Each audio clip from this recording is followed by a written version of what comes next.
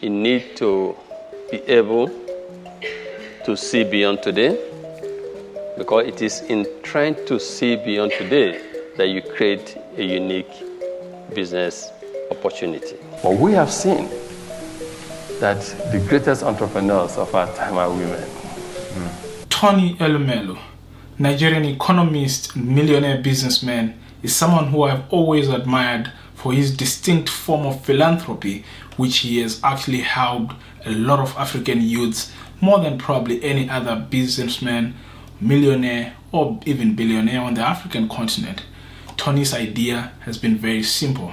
He started out with money that he dedicated to give out as seed capital to thousands of young African entrepreneurs each year for 10 years, so that at the end of it, he's going to have thousands of African entrepreneurs who would have been helped in starting their businesses. Well, Tony's foundation does not just give seed capital to these entrepreneurs, but it also gives them advice, and it also gives them business lessons and mentorship on how they can actually run their businesses. Today we're going to look at the top 10 rules for success from Tony Elumelu and figure out what bits and pieces of advice he has dropped as he has addressed countless audiences, from his own entrepreneurship tips at the foundation to the World Economic Forum, and also when he has traveled abroad outside Africa and given interviews. We're going to start with rule number 1, have foresight. First is the power of foresight. You need to be able to see beyond today, because it is in trying to see beyond today that you create a unique business opportunity, an advantage. And if you're able, beyond seeing, to now actualize it by working hard, then it makes it a lot easier again. So first message by way of inspiration is that as entrepreneurs or aspiring entrepreneurs, we need to have the ability to see beyond today. We need to understand our environment and see what could be the future of the environment. Understanding that, being able to say this could happen, if you get it right, you would have created huge opportunities. Rule number 2, we must invest in African youths. Basically, we have huge youth population in Africa, and I think that is our biggest resource as a continent. And so to talk about the development of our continent, we must prioritize this segment and also talk of how to empower them. Empowering them is very critical in developing our continent. That is what will help us to create jobs, help us to alleviate poverty. And I think that empowerment must start from creating the enabling environment, from making sure we have roads, we have mass transportation system, and most importantly, as I said earlier, that we're able to fix electricity on the continent. If we do all of this, and we'll unleash the enormous potential that reside in Africa and these young people.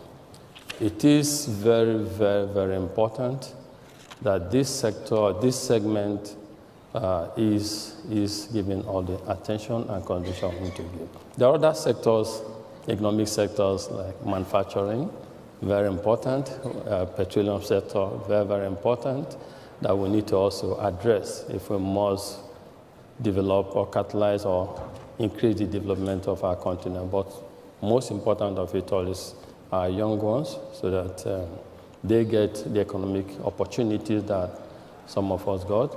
They get the economic hope and encouragement that will enable them to utilize and put to use what they've been studying and what they are capable of doing. This is what we do through the Tony Elumelu Foundation. We try in our own limited resources to support the next generation of African leaders, the next generation of what we call the future of Africa, giving them the enablement, giving them seed capital, providing mentoring for them, providing business education and training for them, so that they can, or we can, have our own Steve Jobs, Mark Zuckerberg, come out of Africa. Those are the things that will help us change the continent. Those are the things we need to prioritize and emphasize as a continent. Rule number 3, young entrepreneurs need more mentoring compared to capital. I speak from experience. Others might talk from statistics and just what they read, their theories, but from us, we have the largest data on African entrepreneurs because these guys apply to us every year. We're very close to them. We monitor their progress. 2018, we had received 151,000 applications from across the 54 African countries who want to be on the program. What we see, both in the quality of submissions by these young Africans, is that things are improving. But for us, even beyond what they apply, how they apply, we try through the Tony Elumelu Foundation Entrepreneurship Program to train them. So training has become, we have discovered that yes, capital or seed capital is important, but equally important, if not more important, is the issue of training. So we train them for 12 weeks, online 12-week training. And what the entrepreneurs tell us through the feedback mechanism we have put in place is that they even appreciate the training, the 12-week training, more than the seed capital itself, because it is the training that prepares them how to use the capital that we give to them. We don't want to waste money. We want the capital to work for the purpose intended. We want them to succeed, because their success is success to all of us in Africa. It helps us to achieve our ultimate goal of making sure that we're able to create 1 million jobs in 10 years through this program and help to create $10 billion in revenue in Africa for this program. We will not achieve this if they don't succeed. So before we give seed capital, we train them for 12 weeks, and this training has proven to be quite helpful. And we also appoint mentors for them. I like when I listen to them, and a number of them tell us how, when they are at crossroads, how mentors come forward to share experiences to help them navigate difficult times. That is the difference in what we do. We don't only just give seed capital, we train and prepare them for seed capital, we monitor, we follow their journey, and we create networking opportunities, and we also appoint mentors who help them to make sure they stay on course. Rule number 4, African countries must include more women in their leadership hierarchies. I like to speak from my experience, as I'm the chairman of Heirs Holdings. It's a group that invests in banking, real estate and hospitality, oil and gas, power. And we have 5 listed public quoted companies. Of the 5 public quoted companies, 2 have female CEOs. 2 have female CEOs, and 2 have female chairmen. And United Bank of Africa, which is a Pan-African bank that operates in 19 African countries, has 5 board committees. On the 5 board committees, 3 of them are chaired by females. The credit committee, which is the most important committee of the bank, is chaired by a female. The finance and general purpose committee is chaired by a female.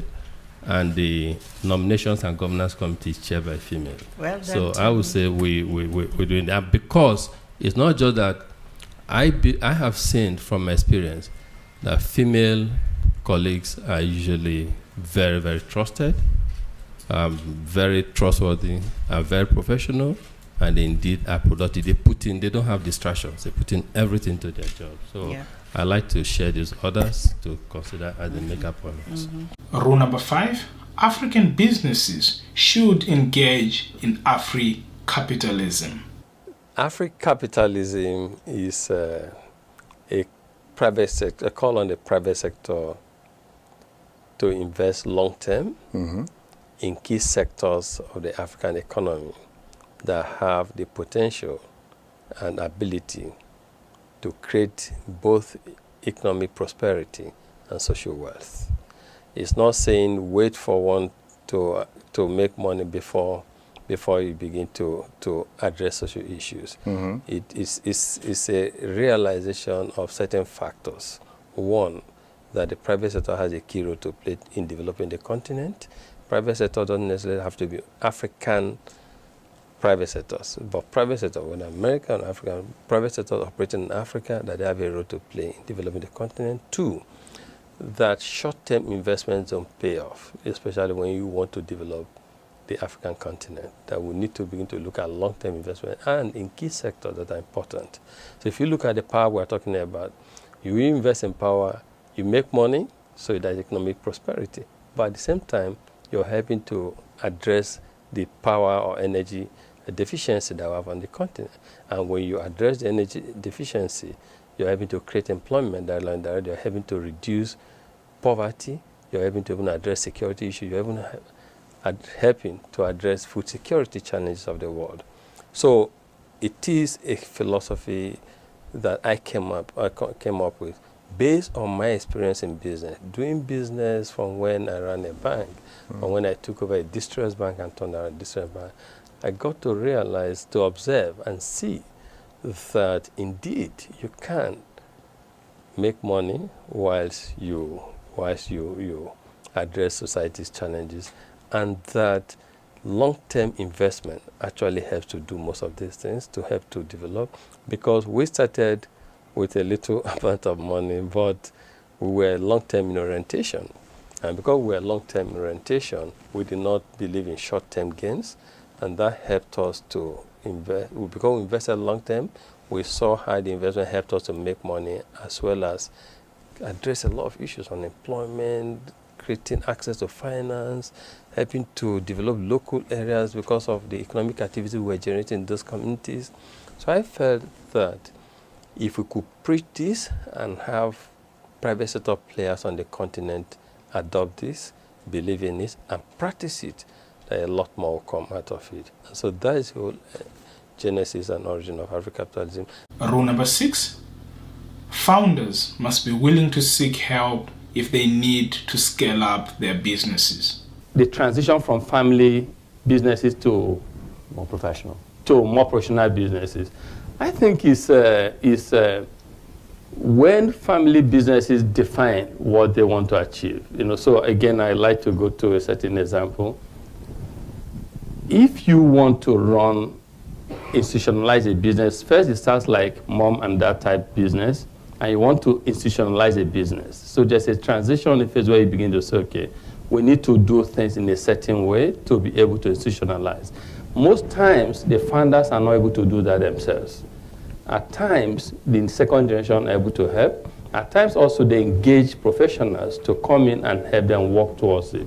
So I would say, if I understand the question very well, is it achievable from a family business to transit to a more professionally run business? Yes, it's achievable. But to do that, there must be a commitment for that to happen so that you work towards it. Rule number 7, invest with a long-term mindset. In 1997, some of us came together and acquired a distressed financial institution. We acquired the distressed financial institution, we turned it around, we set targets for ourselves, strategic plans, right? Targets, you have first year strategic intent, we want to make it a viable financial services company. Second tier intent, we want to become a leading financial services group on the continent. And third financial intent, strategic intent, to become a player in the global financial arena. And so we went about all of this. Tier 1, we accomplished tier 1 likely within 10 years. And tier 2 of becoming a significant player on the African continent, we actually drove this so that today we have presence in 19 African countries, United Arab of Africa. We serve over 10 million customers on the continent. We have about 1,000 branches across Africa. And so then the third tier intent of, again, having presence on the global scene, I would say we have presence in Paris, London, and we today are the only bank that operates only African bank, all of Africa, that operates in US, or regulated by the OCC in US. We operate in New York, here, Rockefeller, 57 Rockefeller Plaza. But all of this brought certain things to our attention. That what started a little investment in 1997 today has done a lot. Okay, it's created wealth for us and for people who have been involved in this. It's created significant wealth for shareholders. We have over 300,000 shareholders, public company, in this business alone. We also have over 20,000 staff across Africa working in both Anglophone Africa and Francophone Africa. And so what the lesson is, how did we get here? We got here through, so we started interrogating how we got there, yes, leadership, intelligence and that, but there was an overriding drive, and that is the need to invest long term. Rule number 8, we need to encourage African women to succeed in entrepreneurship. Critical finding for me, learning going forward, which I'd like to share with the world, is especially for African women at this point in time, we should deliberately encourage them. If we did not deliberately encourage women, maybe we would not have gotten the number. I think we got almost 30 or more than 30% of the 1,000 people today that on the TIP program, the Tony Elumelu Entrepreneurship Program, are women. But if we did not deliberately go out, we might not have achieved this. So it should be a conscious effort, conscious movement. But the women fold also, you need to encourage yourselves too. Let's encourage people, because you are who you think and what you think you are. Let's break that glass ceiling. There's opportunity, let's go for it. But we have seen that the greatest entrepreneurs of our time are women. My mother she's not so active again, an entrepreneur. And whatever I am today, my entrepreneurial calling, I took it from her.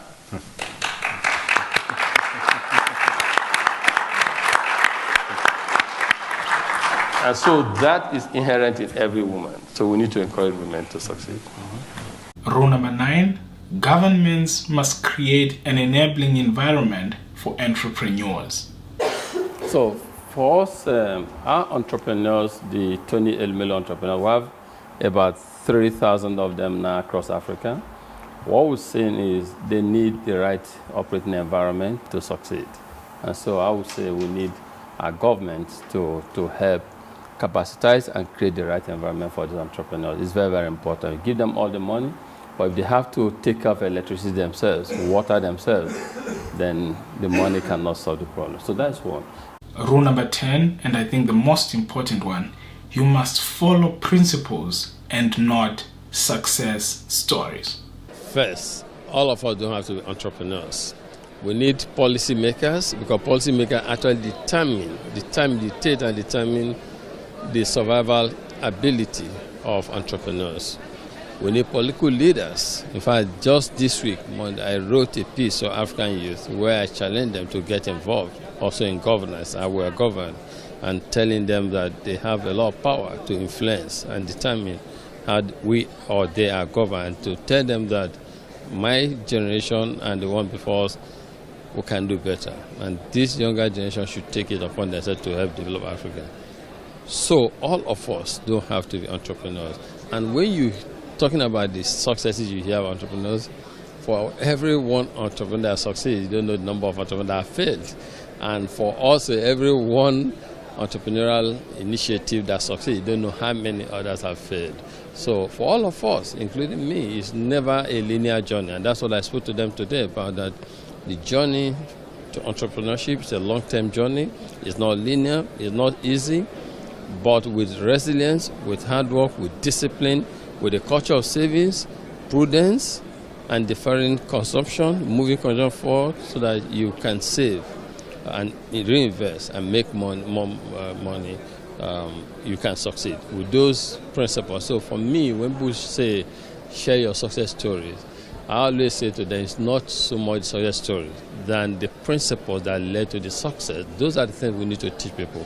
Because if you follow those principles, your own success story could come from a different way. Well, that was an interesting compilation of advice from one of Africa's millionaire businessmen, someone who I would think in my mind has more experience dealing with African entrepreneurs more than anyone else on the African continent. Tony's work has been amazing. Tony has helped a lot of people, a lot of youths to develop the African continent. Of course, if you hear the proverbial saying that says, if you really want a man to live, you have to teach him how to fish. and not to give him fish in his hands. I think what Tony is doing here with African youths is really amazing. Tony is really giving people what they need to succeed. He's giving them the capital and he's giving them the mentoring, and what his foundation is doing is great. Of course, if you have anything to say about the rules of success for Tony, please do leave them in the comments below so that I get to understand what you think about his philosophy of Africapitalism or of anything that he has also said in his top 10 video. Of course, if you have another entrepreneur who you want me to profile next, another disruptor or another record breaker on the African continent, you can also leave it in the comments below and I'll be sure to profile them next. And until next time, my name is Maro.